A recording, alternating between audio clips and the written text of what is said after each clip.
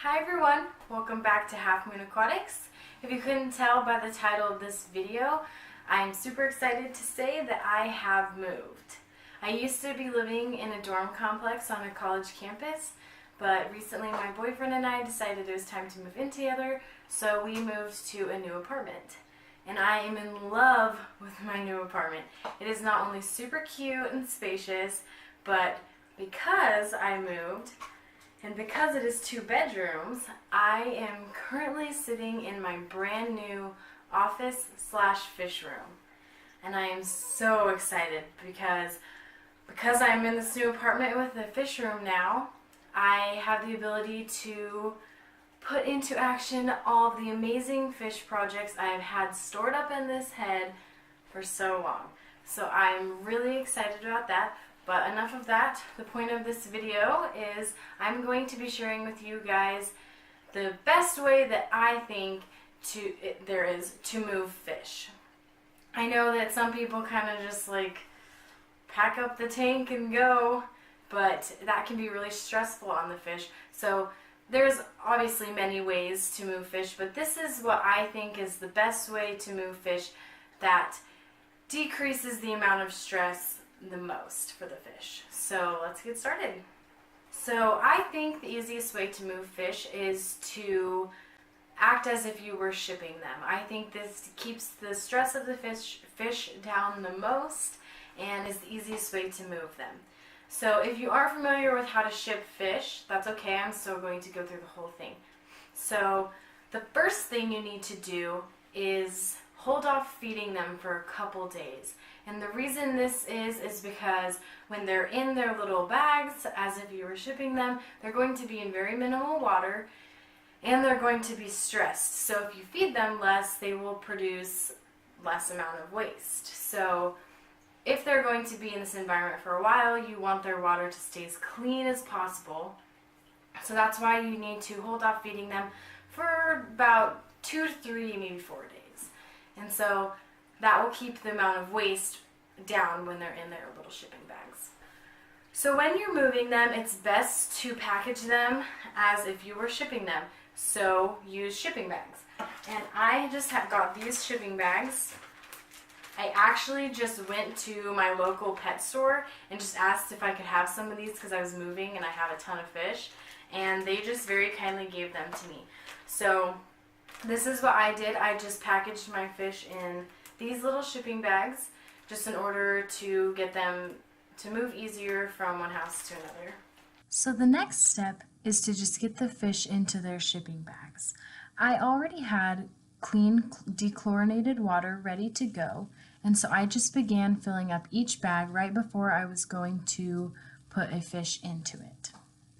So I just filled up the bag with water and then put 1 fish into each bag. Now, if you are moving a long distance, it would be an important step to make sure that each bag was filled with oxygen like they do at stores or like you would do if you were shipping the fish. Since I was only moving about 5 minutes down the road, this was not a step I needed to take. It would work perfectly fine to do what I did and just get as much oxygen as I could get in myself by closing the bag the way it did. So this is where I admit I got a little lazy. My plan was to film myself moving the tanks themselves, getting them to my new apartment and setting them up.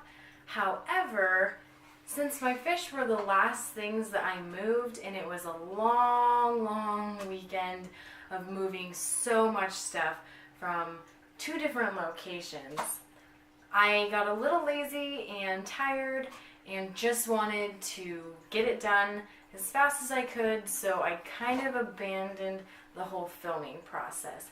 However, I'll still tell you what I did, although it's pretty straightforward. After I got all the fish packaged up and ready to go, I drained the tanks completely and moved them to the car, and then I brought the fish with me. And then when I got to this apartment, I already had the shelf ready to go, and so I just moved the tanks back in and filled them up. So it's basically like 100% water change, and then I acclimated the fish and re-added them to their existing aquariums. So that is basically all I did. I really regret getting lazy, but if you've ever moved, which I'm sure you have, you know how awful it is. I hate moving. Since I totally failed getting footage of me resetting the tanks back up at my new place, I thought I'd make up for it by giving you a quick little sneak peek of the fish room. So this is my first shelf set up. There's still so much work to be done, but in the middle of this shelf is my beta sorority that you guys have known and love. And as you can see, the fish moved very fine. My process proved to be very successful, and they're all great and healthy, and so that's great. On the bottom of my shelf, I have 2 storage bins that each hold fish supplies. Sneak peek. There's my new tank that I will be setting up soon. I have another one I will also be setting up. And then here on the top shelf, I have my breeding pair that I will be breeding very soon. They're still in their quarantine jugs, but I'm actually setting up their new tank today. And so they will be out of these very shortly. So that is it for this video. There is a very, very quick overview of the way that I move fish and the way I think it is best to move fish. I really hope to not have to do it for a very long time because I don't like to do it. But that is all. Sorry this video is pretty crappy. Again, I just got done moving, and so I've had a lot on my plate. But I will get back to filming and it'll all be great. So thank you for watching this video. If you liked it, then give it a thumbs up. And if you want to see more from Half Moon Aquatics, definitely hit that subscribe button.